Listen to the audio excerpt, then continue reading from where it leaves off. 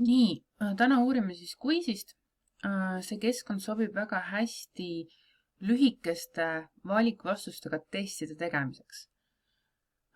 Positiivne on see, et siin on sul võimalik otsida selles väljas teste, mida on teised õpetajad teinud ja kui neil on see avatud, siis sul on võimalik seda kasutada. Kui sa tahad aga oma testi teha, siis siin on selline nupp nagu Create New Quizzes. Ja siin sa paned oma nime, ma panen praegust näidiskatse, valida endale ala, näiteks bioloogia, väga lihtne. Nii, nüüd sul on see testi tegemise väli ja sa saad kahte varianti kasutada. Kas sa teed ise küsimuse, lood küsimuse, siin on vastus, kes on neist imetaja, näiteks.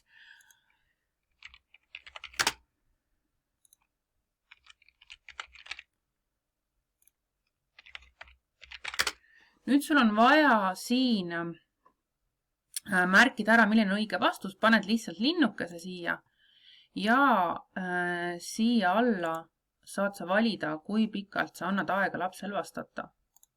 Näiteks 45 sekundit. Nii on võimalik ka pilte panna, on võimalik matemaatikafunktsioone teha. Mina vastustena pilte pole kasutanud, aga küsimusena küll, et kes on pildil, et olen pannud pildi ja siis peavad valima vastuse. Tuleb arvestada, et kui te küsimusi ja vastuseid teete, et kui õpilane teeb seda mobiiliga, siis tal on ikkagi pisikene ekraan, et mitte üle pingutada. Kui laps teeb seda arvutis, vaateväli on suurem, siis ei ole nagu küsimuste lühidus oluline. Nii, panete save.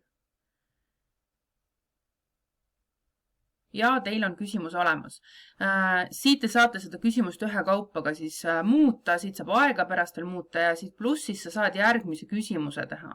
Mina praegust ei taha seda teha, aga siit plussmärgis saad sa järgmist küsimust teha. Kui sa näiteks tahad vaadata, mida on teinud teised õpetajad ja tahad teiste õpetajate testidest midagi lisada, siis võtad selle telepordi ja paned siia otsi sõna. Näiteks ma võtan ahven. Tahan ahvena kohta küsimust. Ja nüüd on siin testid, mis on avalikud ja siia klikkides ma näen, et siin on erinevad küsimused, ma saan allapoole kerida ja tahan näiteks seda küsimust lisada oma testile, siis näete, siin on juba add-nupp tekkinud, klikin siia ja juba ta on selle küsimuse minu testi lisanud ja siia hallile alale minnes klikkides ma saan oma testi tagasi minna. Te saate teha siis telepordi alt teistest testidest otsida ja saate siit nupust saate ise lisada küsimuse. Nüüd, siin on selline väike silmakene. Kui sa tahad, sa saad selle jätta avalikuks kasutamiseks. Kui sa tahad, sa saad siit panna privaatseks. Et nüüd on ainult sinul see ligipääs. Siia saad oma quizile panna alguspildi. Igale küsimusele saate panna eraldi ajad ja tehke nii palju küsimusi, nagu te tahate. Nii, ja siit on siis finish quiz. Saate sinna veel lisainformatsiooni panna. Näete, saate näiteks valida, mis klassile te teete seda. Saate keele valida. Kas te tahate seda teistele õpetajatele jagada või mitte? Kui ei taha, panete skip. Nüüd on teil see test olemas.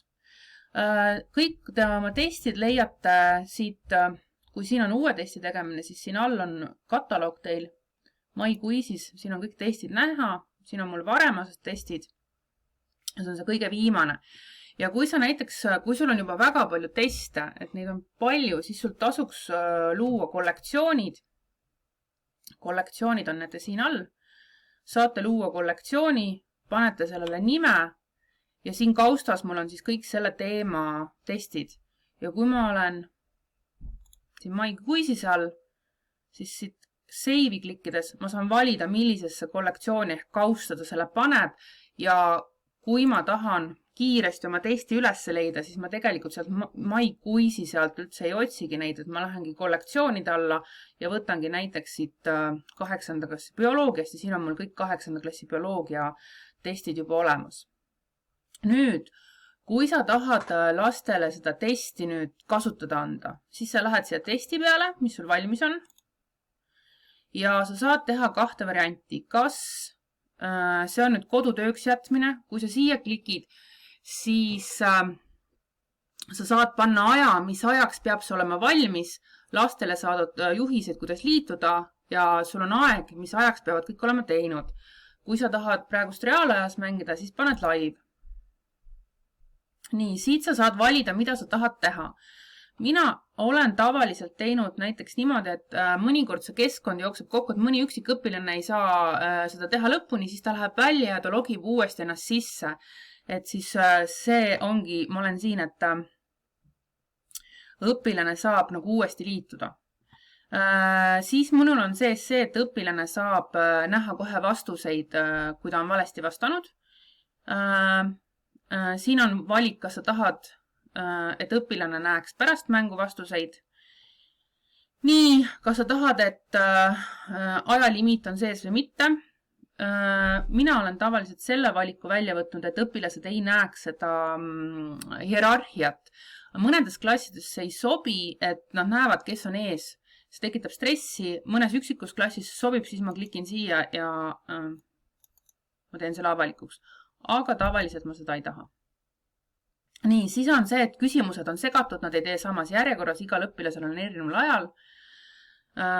Ja samamoodi mul on sees see, et vastused on erinevas järjekorras, et neil ei tule küsimused samas järjekorras, aga vastused on ka neil segatud, miksitud.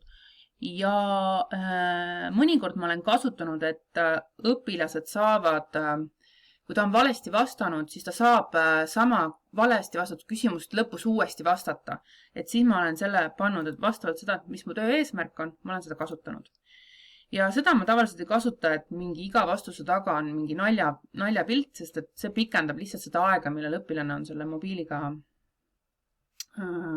seotud. Ma olen selle tavaliselt välja võtnud. Ja siis, kui sa oled siit oma valikud teinud, mis sulle sobivad, siis paned host game.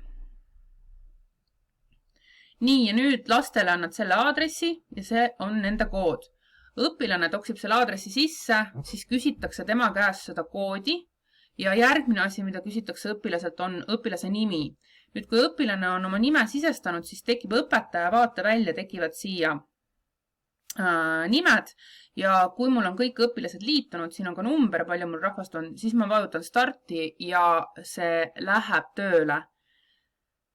Ma näen reaalajas, mitu õpilast on vastanud, kui kaugel nad on, palju neil õigeid ja valesid vastuseid on. Selles mõttes on see väga hea, et iga õpilane on oma nutiseadmes, ta ei sega teist õpilast, aga õpetaja näeb, kes kui kaugel on. Et selles mõttes on see hea keskkond. Nii. Kui õpetaja on kui see test on nüüd teinud ja kui õpetaja tahab näha tulemusi, siis tulemused on siin reportite all. Et siin on võimalik vaadata,